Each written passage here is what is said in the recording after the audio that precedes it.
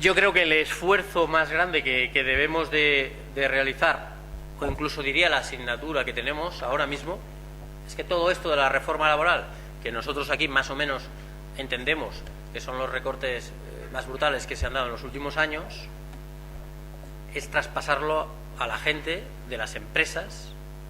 Es la dificultad, la información, transmitir la información ahora a los delegados y delegadas y a los trabajadores y trabajadoras, sobre todo por el tipo de sectores que tenemos nosotros, sobre todo por el tipo de empresas que tenemos nosotros, y que va a ser de una extrema dificultad. Empresas como el Corte Inglés, empresas como Mercadona y empresas como Carrefour, que va a ser muy complicado llegar a los trabajadores y las trabajadoras. Y ya no lo digo solo a los trabajadores y las trabajadoras, sino también a los delegados y delegadas. Y yo creo que argumentos, como decía Paco, no nos faltan. Pero tenemos que explicarle bien a la gente lo que nos estamos jugando con esta reforma y lo que nos vamos a jugar en el futuro, como decía Rafa.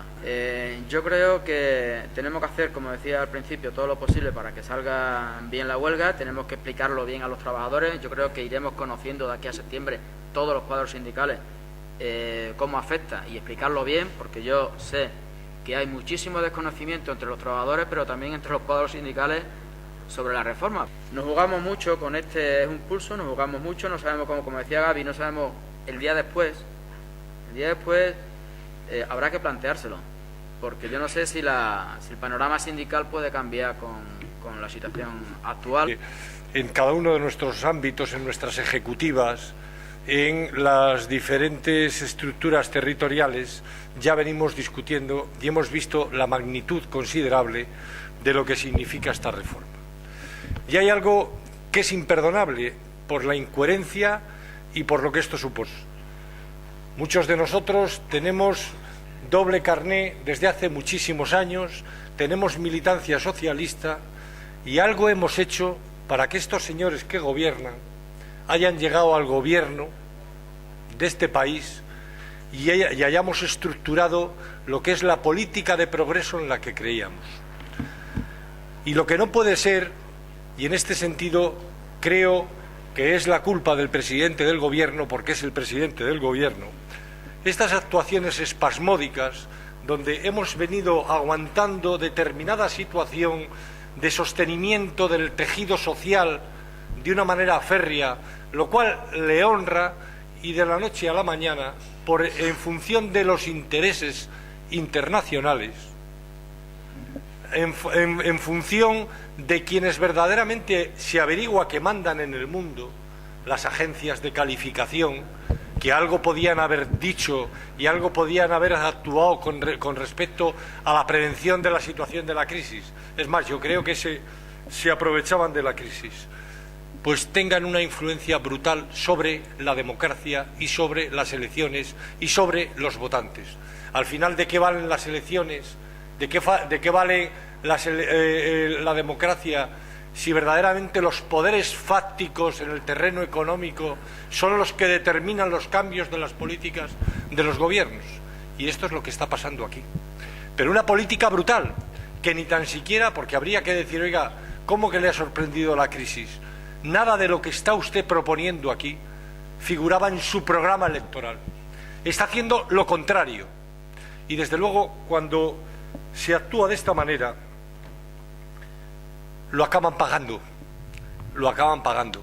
La gente puede entender, y es difícil cuando se pierde el puesto de trabajo, que la crisis es una consecuencia y que pierde su puesto de trabajo y sufre las determinaciones de la misma. Pero la gente lo que no va a entender nunca es el deterioro tan horrible que va a suponer para el mercado laboral, no solo para ahora, están marcando caminos de futuro. Y en este sentido es dificilísimo y es inasumible que un gobierno de la izquierda haga esto, porque le va a dejar el camino sembrado a la derecha para cuando gobiernen en este país. Escuchando a Paco algunas de las cosas que decía con respecto a la reforma, hombre, ya te ponen los pelos como escarpias ver lo que está escrito. Pero encima, algunas de las pretensiones que tienen son espeluznantes. Es que es que dices, no van a parar aquí, es que van a seguir. Y si van a seguir en el terreno de endurecer el acceso a las pensiones, abaratar los costes de las mismas, el tema que decía Paco del desempleo, es que es brutal. En un país que tiene un sostén, que además no ha sido capaz de reducir los niveles de desempleo, que encima diga que es generar un estado de vagos el mantener 2 años de subsidio de desempleo, es una auténtica barbaridad. No se dan cuenta que esto significa grados de marginalidad, grados de pobreza importantes, y que además está demostrado, la pobreza y la marginalidad es hereditaria. Como tú tengas la desgracia de estar en el desempleo, de vivir de un subsidio, tus hijos van a estar en las mismas circunstancias. Esto es una realidad lamentable que va a generar capas de pobreza en este país y una dualidad profundamente importante que desde luego nosotros que representamos lo que representamos, el tejido social, la igualdad, no podemos asumir y tenemos que rebelarnos contra esto. Como es fundamental corregir alguna de las idioteces que está diciendo gente como el ministro de Trabajo.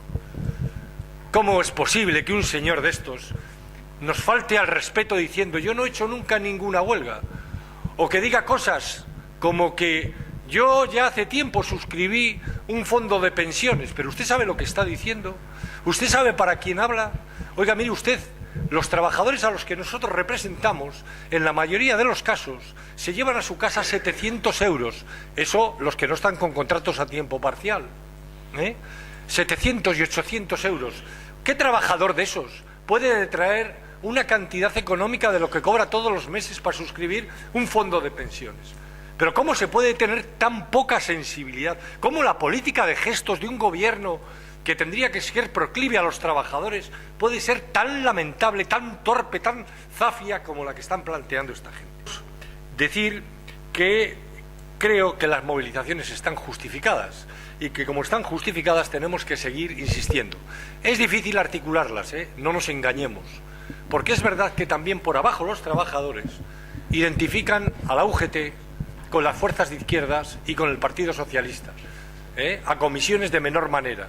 Y eso, al final, hay siempre alguno que quiere establecer la contradicción que nosotros mismos tenemos.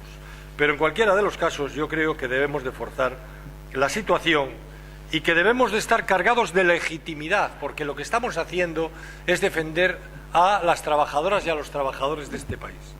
Agradecer también la rapidez con que nos habéis mandado la comparativa entre la ley y cómo se acepta, porque eso nos ha permitido aprovechar unas jornadas que teníamos a 30 delegados reunidos y aprovechamos para explicarles un poquito de esto.